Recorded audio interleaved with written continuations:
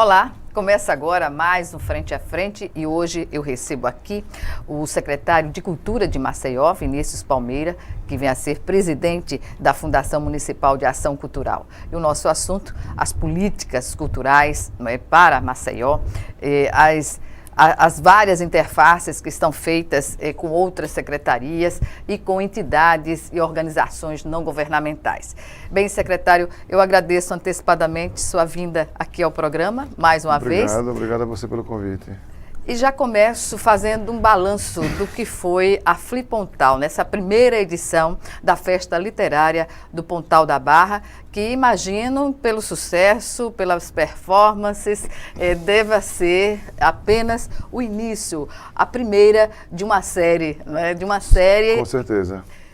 Como o senhor avalia essa primeira experiência aqui em Maceió? Foi fantástico, porque parceria com a Lagoa do Sul, e com o nosso Carlito Lima, que é um grande agitador cultural da terra, e você... Bom, a escolha do local não podia ter sido mais feliz, porque o Pontal é um bairro que nos resume, né, entre a lagoa e o mar, e um bairro muito alardeado nesses dias, um bairro anterior à cidade de Maceió, e traz um adensamento de tradições, desde a gastronomia, aliás, antes da gastronomia, as nossas rendas, né? O nosso bordado filé, que está ali trazendo já no ambiente assim, tradicional, né? E hoje agora bem mais com novas conquistas, porque hoje a gente tem a identificação geográfica do filé, ali do Pontal da Barra, uma comunidade animada com tradições importantes, o último fandango do Brasil está no nosso Pontal. Chegança também, que é uma tradição. Isso,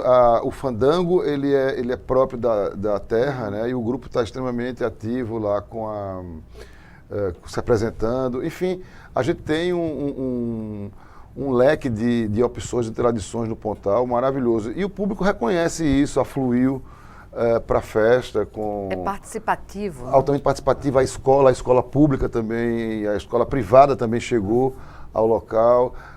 Lúdico, na beira da lagoa, enfim, um momento feliz. Um cenário perfeito. Perfeito para fazer isso. Para fazer uma ação cultural. E a cultural, felicidade de se trabalhar com a Lagoa do Sul, trabalhar com Carlito Lima, que é um jovem... abnegado. Total, e que põe a sua alma no que faz, né? E a gente precisa disso. Eu entendo que as parcerias, elas devem ser dessa forma. A gente não tem que fazer as coisas, a gente tem que se aliar aos fazedores e com eles promover as condições para que o fazer se dê, para que isso seja realizado. Então, foi assim nesses dias lá de festa literária no Pontal, e é por isso que funciona, é por isso que a comunidade chega junto, porque ela percebe que ela faz parte do protagonismo. Pois bem, agora falemos sobre uma outra atividade, né, que o senhor, como presidente do Fórum Nacional de Secretários e Gestores de Cultura das Capitais e Municípios, esteve recentemente em Brasília participando de reuniões, inclusive com um encontro de secretários estaduais de cultura também.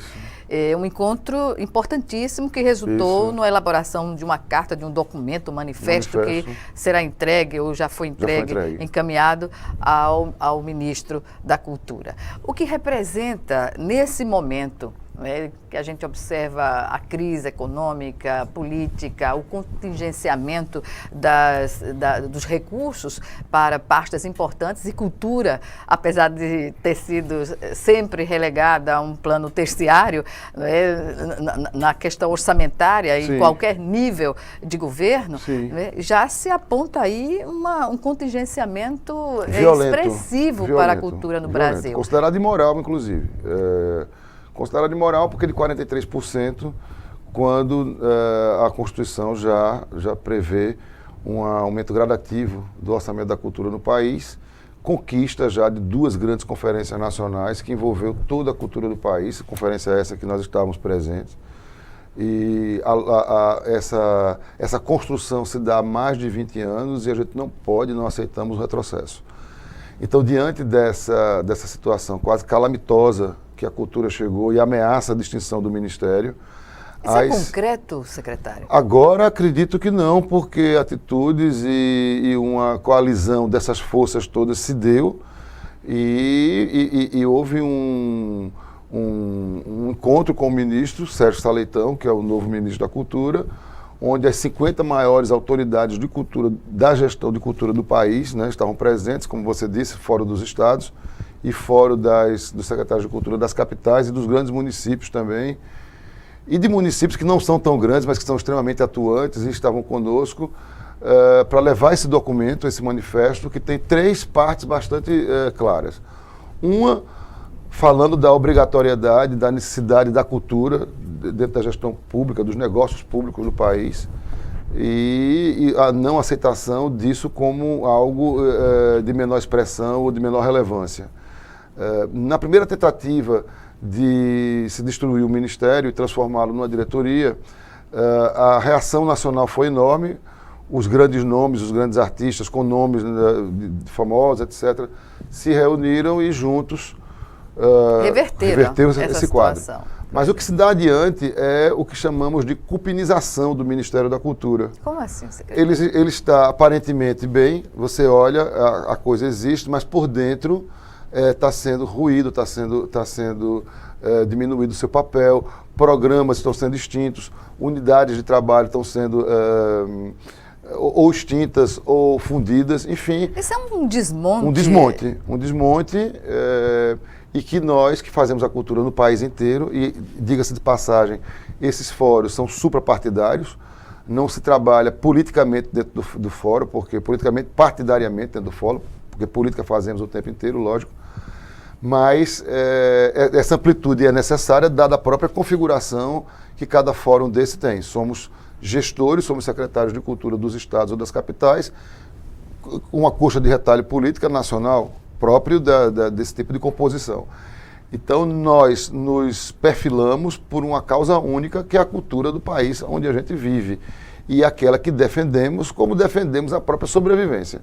Por falar em sobrevivência, a sobrevivência do planeta tem a ver com se manter, as condições naturais. Sim. E a gente está vendo aí a questão... Isso é uma questão de mentalidade cultural também, e que nos envolve também, e que, no caso, em defesa da Amazônia, exatamente, todos os 2 fóruns estão unidos na mesma causa. Então, é de se preocupar, porque é uma ação articulada, não é? Sim. Não tanto em áreas que são vitais para o desenvolvimento humano, estarem sendo assim dizimadas. Exatamente. Depois de tantas conquistas, depois de tantos avanços que fizemos no percurso desses últimos 20, 30 anos.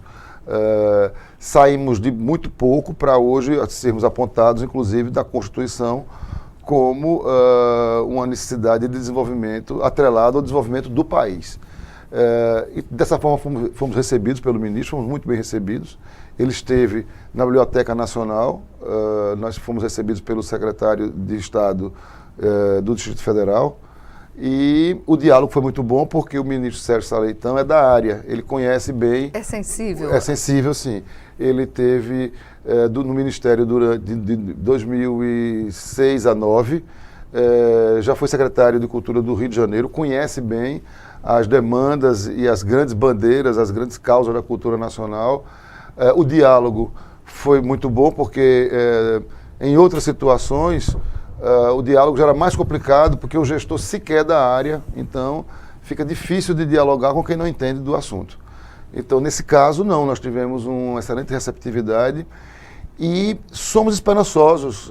Lógico, nós queremos que o quadro se reverta de alguma forma e estamos, para isso, criamos um selo, que é o Quero Cultura, e uma movimentação que começa a partir de agora com o uso desse selo para todas as unidades de cultura do Brasil. Aqui, por exemplo, em Alagoas, o Estado estava presente conosco, com a capital.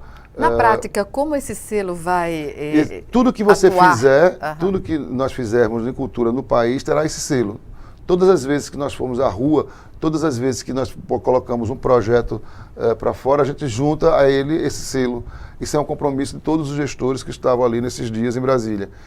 E no dia 5 de novembro nós teremos, que é o Dia Nacional da Cultura, nós vamos ter uma movimentação geral em todas as unidades de governo, em todos os estados, em todas as capitais, em todos os municípios que entenderem que deverão aderir a isso. Isso é um movimento suprapartidário. Suprapartidário, nacional, dizendo quero cultura, Brasil, eu quero cultura, todos nós queremos cultura, queremos que as nossas tradições sejam preservadas, queremos ter um ministério sério que atue na nossa direção, queremos que os recursos sejam descontingenciados, queremos colocar a cultura junto do desenvolvimento do país, porque entendemos que cultura é desenvolvimento humano. Portanto, todos nós estaremos comungados a chamar a atenção do país para essa ação. Essa ação pontual, não exigiria até lá e após também uma mobilização permanente diante da fragilidade com que se coloca essas questões relacionadas a orçamento e a desmonte do que já foi construído? Com certeza, não tenha dúvida, isso é uma vigília permanente. Logicamente que teremos que ter dias de culminância, né, para que a coisa se adense e chame ainda mais a atenção do país. Mas é um estado permanente de vigilância. Em Brasília, nesses dias, houve algo de extremamente benéfico. 2 fóruns, 2 instâncias que não costumam estar tão próximas assim, se uniram e discutiram durante 2 dias e convocaram um ministro que atendeu ao chamado. Então, é um encadeamento de ações extremamente importantes. Então, isso criou autoestimulação no grupo, que vai com certeza permanecer coeso. O selo que criamos, que é o Quero Cultura, ele traz essa amarração, ele é meio que o símbolo material da nossa unidade, né? Como fica a correlação de forças? É um movimento suprapartidário, que nasceu do Fórum, mas isso não vai encontrar algumas barreiras em estados que estão alinhados à base do governo no Congresso Nacional? Olha, o que nos tangencia, aquilo que nos une é a cultura. Então, ela nos cria uma barreira de proteção ética, porque nós estamos, como seres que vêm para dentro da gestão fazendo cultura, nós temos elementos mais apropriados de aproximação. Então, fica em segundo plano as questões e os embaraços partidários dessa natureza, porque algo de muito maior se sobrepõe a eles, que é a cultura em si. Então, todos nós, quando entramos numa reunião como essa, esquecemos todas as nossas relações de natureza. As siglas partidárias. Sim, porque cultura não se pode fazer com cores partidárias, com todas as cores que a cultura pede, não as cores partidárias, elas são poucas para fazer cultura. Então, nós abrimos disso para poder fazer aquilo que realmente somos. E nós somos representantes da cultura do Brasil. Conosco vem todas as tradições, todos os costumes, todos os fazeres, né? Toda a diversidade. Toda a diversidade cultural, obrigado. Essa é a palavra, toda a diversidade cultural, que é a riqueza da cultura do país da gente. Então, isso fica totalmente secundário para que a cultura em si protagonize o processo, né? E nos dê a unidade que nós precisamos para poder trabalhar. Nós estamos conseguindo um avanço maravilhoso e isso nos traz muito otimismo. Em época de crise, em época de insatisfações, em época de incertezas, nós precisamos estar unidos. Foi dado um exemplo agora bastante rico durante esses dias, pelo pessoal do Mato Grosso, que sabe falar muito bem da selva. Uma capivara sozinha é comida de onça, mas quando ela está em bando, a coisa muda de figura. Certamente. Então, nós somos capivaras em bando, porque aí fica bem mais difícil das onças nos cercarem. Certamente. Bem, secretário, vamos chamar agora o nosso primeiro intervalo. E o Frente a Frente volta em 1 minuto. Até já.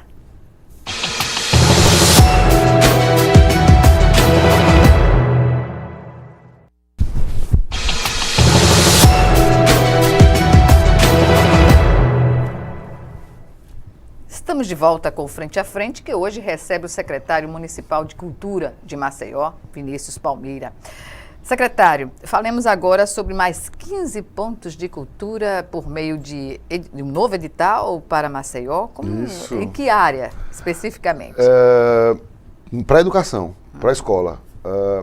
Nós fechamos um convênio com o Ministério da Cultura já desde o ano passado e estamos fazendo as alterações no curso desse ano com uma série de dificuldades para driblar as burocracias da União, mas estamos implantando uma rede municipal de pontos de cultura, ou seja, são instituições que serão classificadas como ponto de cultura. E o que é ponto de cultura?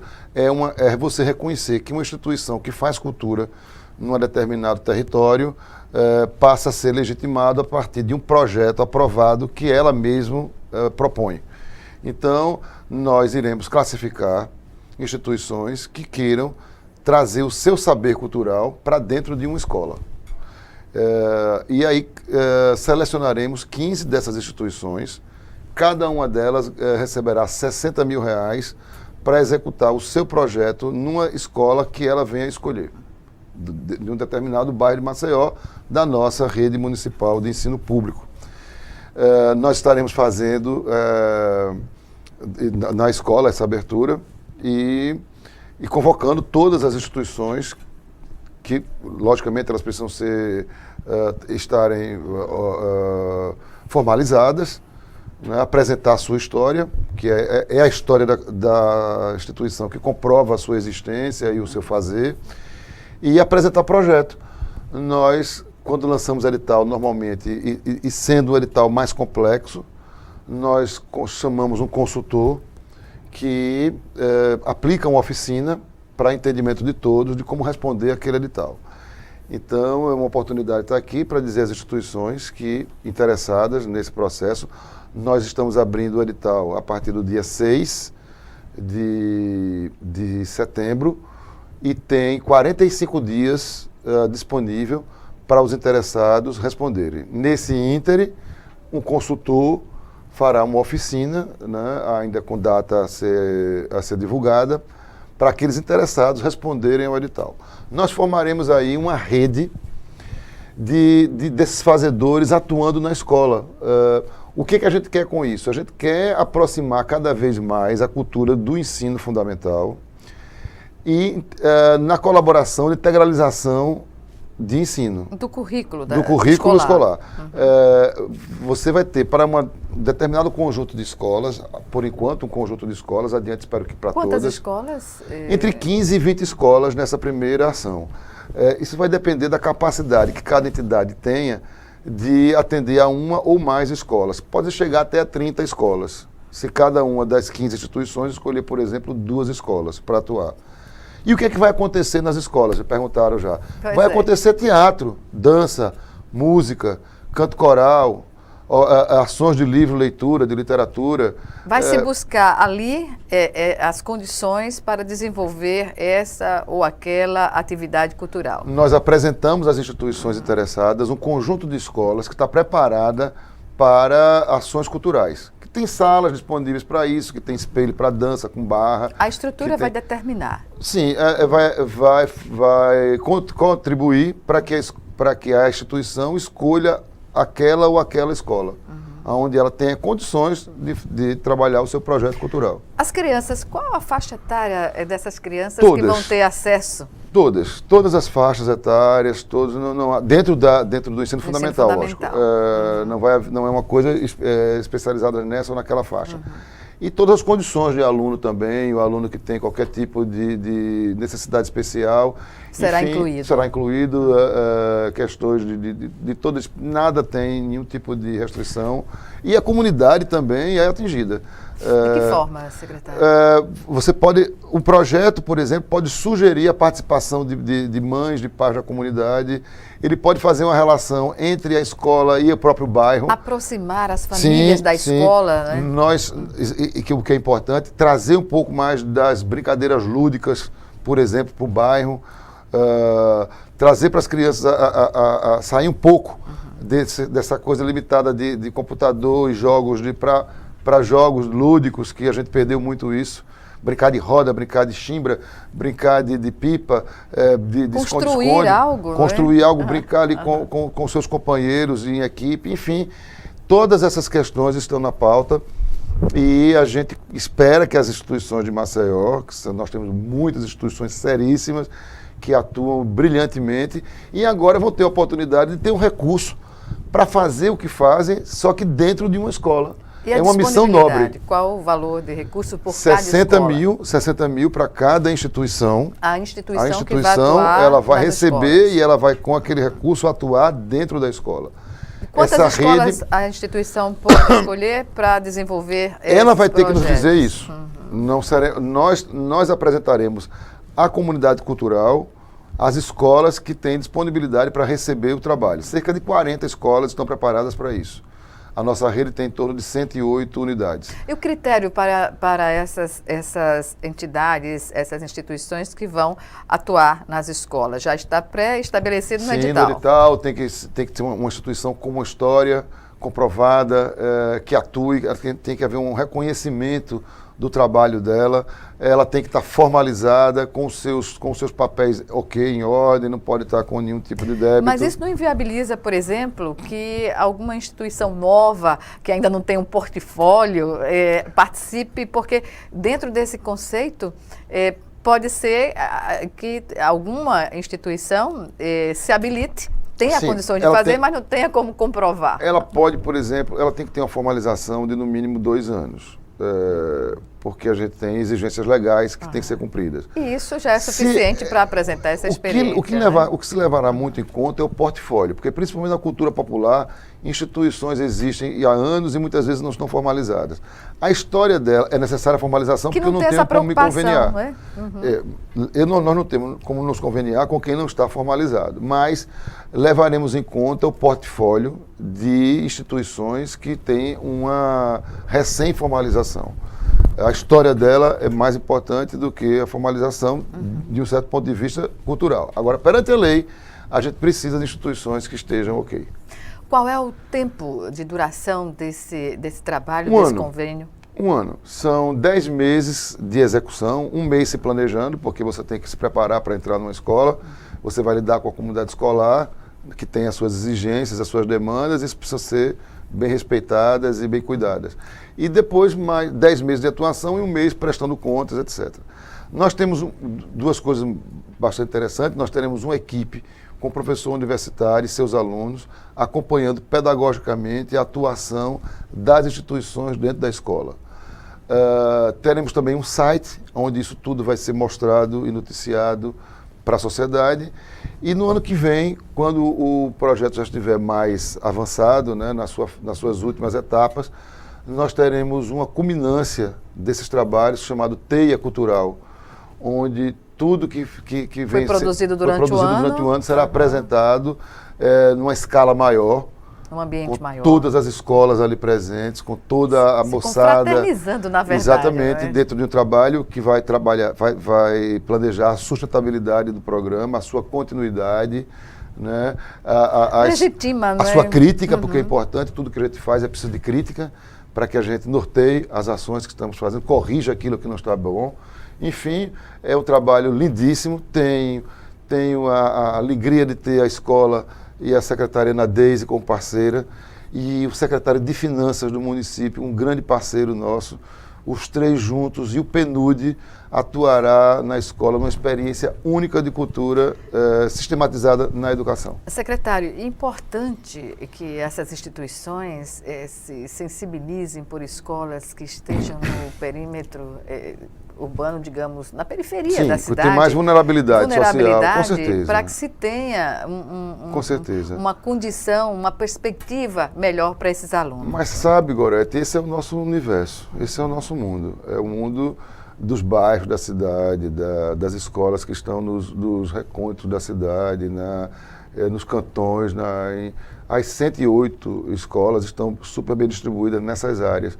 Temos uma área muito carente, que precisa de muita atenção nossa, que é o litoral norte, que precisa de mais equipamento, de mais escolas, e a gente está muito atento a isso. É verdade. Sempre foi, infelizmente, e estamos atentos a isso. Não só do município, como do estado também. Exatamente. É uma área que a gente precisa, é a área de expansão da cidade, e eu acredito que a gente deve avançar muito nesse vetor aí do litoral norte. Secretário, falemos sobre um projeto que sempre nas discussões da igualdade racial se coloca aqui a discussão, que é o projeto Tambor Falante. Esse projeto Tambor Falante da intolerância religiosa, que trabalha essas discussões, como está o trabalho da Fundação no sentido de estabelecer também essas ações para a desconstrução, não é, do preconceito, do da racismo, discriminação, do racismo? Nós temos aqui uma pauta muito boa com a comunidade afro, né, e com a negritude aqui em Maceió. Nós temos, na nossa pauta oficial, 3 grandes agendas, que é o Saurê Palmares, por ocasião do 20 de novembro, do mês, e esse ano promete, porque nós temos Encontro de Maracatus, nós teremos, dentro do Saurê Palmares, nós teremos uma ação do Anajô chamado Subindo a Serra, e nós estamos em parceria com a Fundação Palmares, teremos com certeza esse ano um grande novembro para se trabalhar as pautas da negritude. Em dezembro temos a Festa das Águas, que viemos fazendo com a comunidade há um tempão, que é a Festa de Iemanjá, e em janeiro temos o Xangô Rezado Alto, que é a memória do quebra do Xangô de 1912. Então, nós temos uma discussão com essa comunidade importantíssima. A questão do negro é uma questão de todos nós. Todos, de uma certa forma, somos negros e devemos ter orgulho disso, de algo que tão fantasticamente nos compõe. O nosso jeito, as nossas festas, os nossos costumes, as nossas comidas, tudo isso passa pela nossa relação com essa cultura étnica, maravilhosa. Né? Nós somos o que somos porque somos negros. E esse entendimento tem que ser geral. Esse olhar antirracista é preciso se estabelecer definitivamente na sociedade brasileira. E a escola cumpre um papel fundamental, sem dúvida, articulando sua ação pedagógica com a ação cultural, não é? Totalmente. É na escola, inclusive, que precisa ser o locus de cuidado dessas questões. Porque o racismo se instala ali já nas primeiras noções de cidadania. Infelizmente, vem com eles também esse sentimento racista absurdo de total atraso, que nem tem a ver com a gente. Talvez uma das maiores contradições da sociedade brasileira, porque nós somos negros. Você pode ter o olho claro, ter o olho verde, não importa o que você é, a sua pele é branca, mas a gente traz a negritude na nossa composição étnica. Então não tem sentido isso. Além do mais, por que atingir algo que é tão bonito?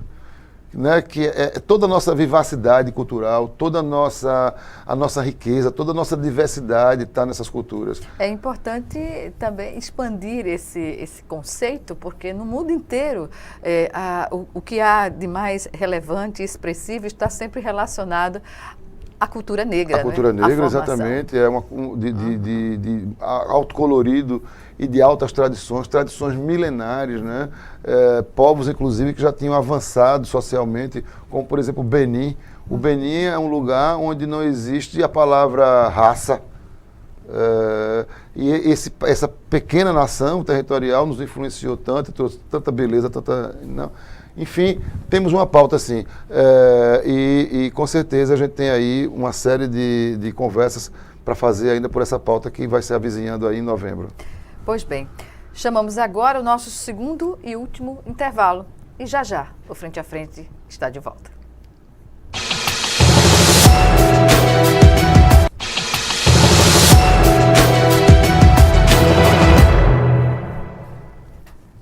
Estamos de volta para o último bloco do Frente a Frente, que hoje recebe o secretário municipal de Cultura de Maceió, Vinícius Palmeira. Secretário, falemos agora sobre o festival do Bumba Meu Boi. Bumba Meu Boi, que é uma tradição que tem tudo a ver com Maceió. Tudo a ver, e é de uma beleza ímpar.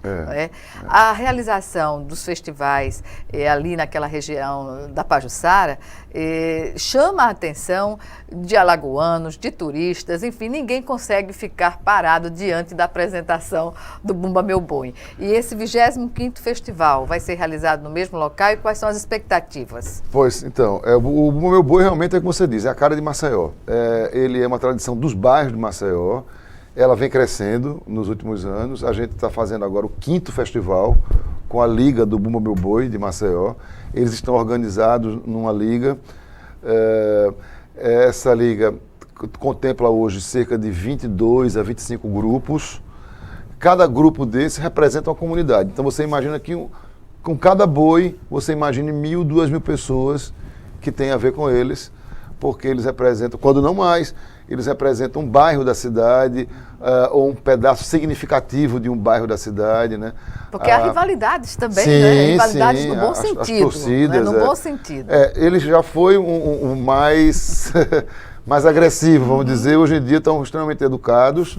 Porque, os festivais contribuíram para isso, essa convivência pacífica. Com certeza, entre porque a gente tem que lembrar que, acima de tudo, o espetáculo do Bumba Meu Boi está sendo protagonizado. Então, isso merece respeito, acima de qualquer diferença que os bairros possam ter um com os outros.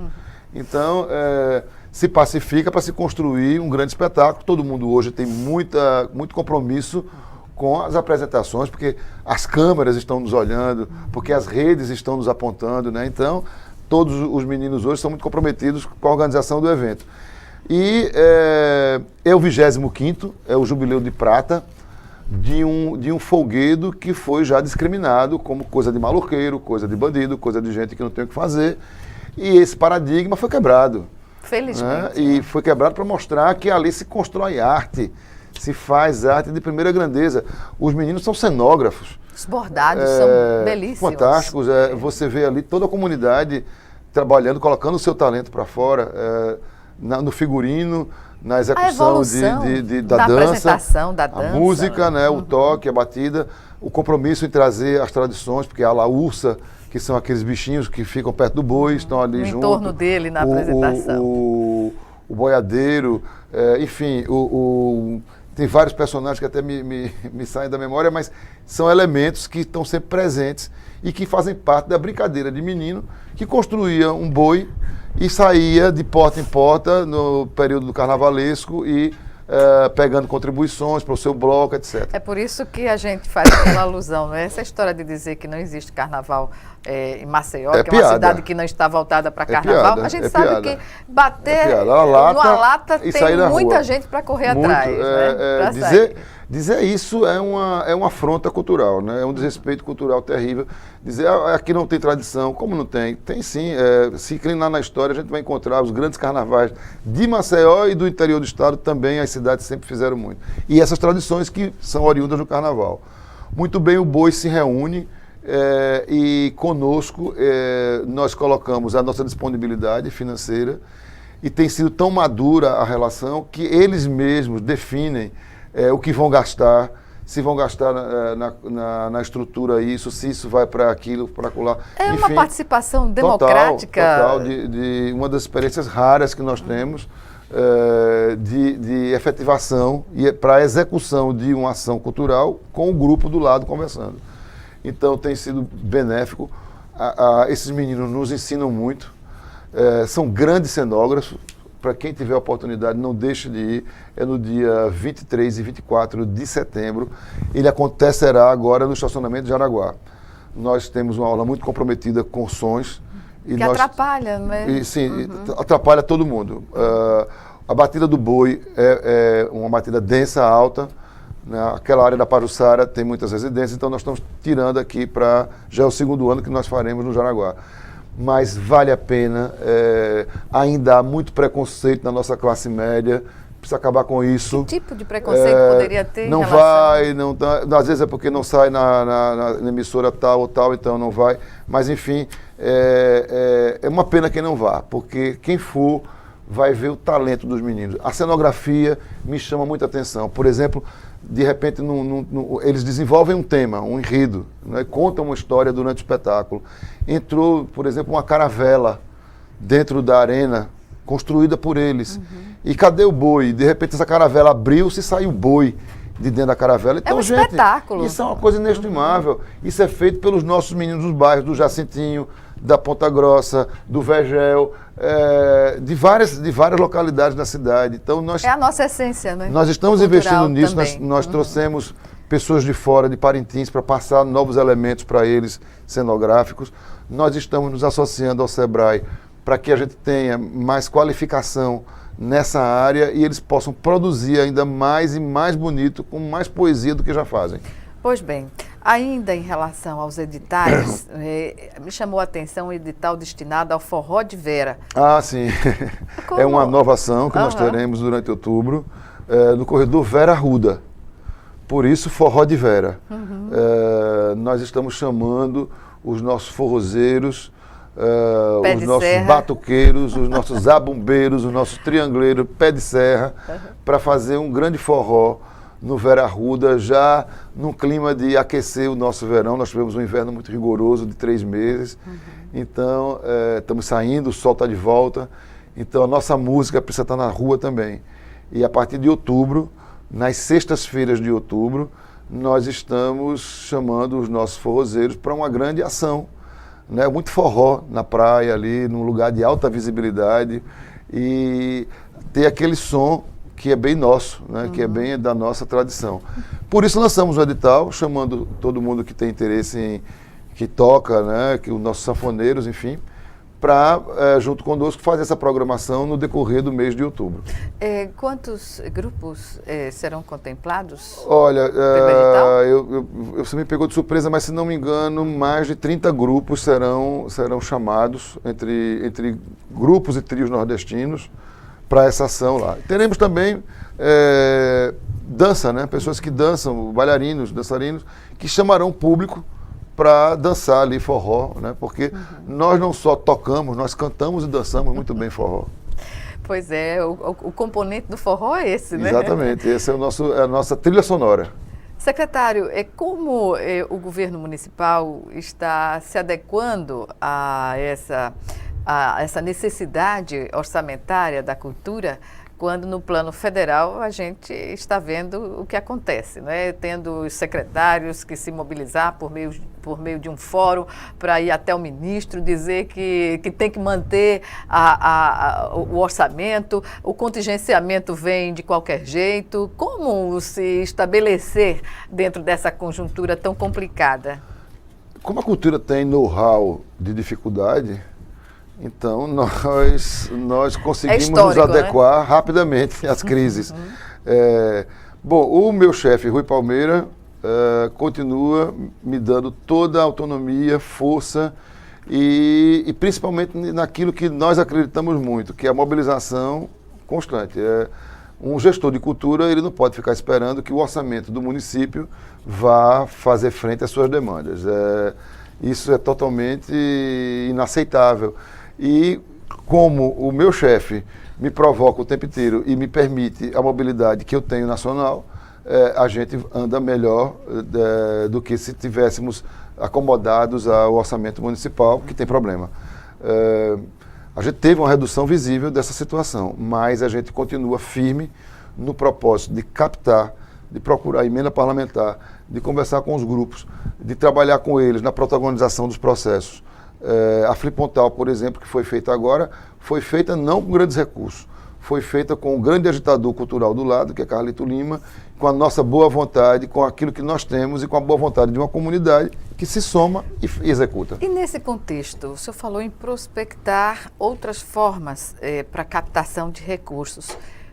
O setor empresarial em Maceió, no estado de Alagoas, poderia participar mais? Pode, nós estamos, pode, uma deve. Uma parceria público-privada, não é? E nós iremos caminhar nesse vetor com certeza. Por exemplo, agora eu trabalho para licitações de grandes eventos. É um trabalho dificílimo para que a gente crie termos de referência para executar grandes eventos na cidade e com a parceria do privado. Só que nós temos um mercado ainda muito acanhado no sentido de grandes somas de patrocínio. Mas nós temos algo muito a nosso favor. Há o sistema financeiro, né? Sim, o financiamento da cultura, por exemplo, eventos de 3, 4, 5 milhões, são eventos complicados de se captar em Maceió. Mas não quer dizer que não se encontre o tamanho do empresário local, para que ele possa participar. Nós vamos abrir as concorrências agora para o verão de 2018 e para o São João. São João e verão de 2018. É um processo que tem sido bastante dificultoso, talvez pela nossa falta de experiência em trabalhar nesse caminho, mas estamos trabalhando com afinco nisso. E devemos ainda, no mês de setembro, apresentar os grandes editais para empresas que vão captar recursos para isso. O que tem a nosso favor é que nós somos um destino nacional hoje bem consolidado. Maceió é uma cidade que é buscada nacionalmente. Então, a gente entende que o evento de grande porte só aumenta essa potencialidade. Então, o verão, por exemplo, atrai turista. E de há muito já há o entendimento de que Maceió e o estado de Alagoas não pode viver apenas de sol e mar. Não, a gente precisa de conteúdo, a gente precisa de conteúdos culturais, porque não é possível isso, né? E essa é a nossa preocupação. O São João exige isso, não é? Exige isso. E nós já testamos. Fizemos 3 Maceió Verão, que todos foram extremamente bem-sucedidos, com plateias entre 40 a 50 mil pessoas e eventos gratuitos. O São João, por exemplo, a ambição ainda é maior. Eu acho que nós temos condições de competir com Caruaru e Campina Grande e o que vier. Certamente. Até porque tem um detalhe a mais. Nós somos muito mais bonitos do que eles, né? Nós, com todo respeito a essas 2 lindas e queridas cidades, que inclusive estive visitando para poder ver a execução dos festejos, Caruaru brilhante, com plateias de 100 a 120 mil pessoas. Mas há uma beleza natural que nós temos e uma infraestrutura hoteleira e tudo mais. Nós temos infraestrutura hoteleira que essas cidades não têm, nós temos um destino lindo, uma cidade muito bonita e nós temos um povo que tem um chamego com São João muito grande. Né? Nós sofremos muito esse ano com a ausência do São João, então nos estimula com a grita que o nosso povo faz a seguir nesse sentido. Então, nós estamos trabalhando para que tenhamos um excelente verão 18 e um grande São João em 18 também. Pois bem, infelizmente o nosso tempo chegou ao fim, secretário. Algumas considerações finais? Eu quero agradecer o espaço que vocês sempre nos concedem, isso é importantíssimo. Muito obrigado aqui à TV Assembleia e convidar todo mundo, né, para a próxima agenda, que é o Festival de Bumba Meu Boi da cidade de Maceió, nos dias 23 e 24 de setembro.